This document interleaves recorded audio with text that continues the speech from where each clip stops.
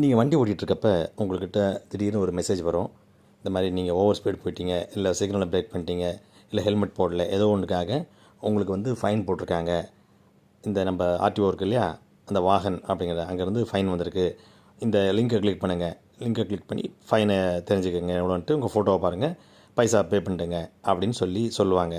அந்த லிங்க்கை மட்டும் நீங்கள் கிளிக் பண்ணிங்கன்னா உங்கள் ஃபோனை முழுக்க யாரோ ஒருத்தருக்கு தாரவாத்து கொடுத்துருவீங்க.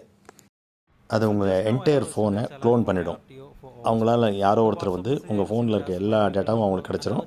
நீங்கள் எந்த பேங்க்கில் எவ்வளோ பணம் வச்சுருக்கீங்க எல்லாத்தையுமே அவங்க தூக்கிடுவாங்க. ஆச்சுங்களா? ஓடிபி அவங்களுக்கு தான் போகும். அதனால் அந்த லிங்க்கை மட்டும் கிளிக் பண்ணாதீங்க.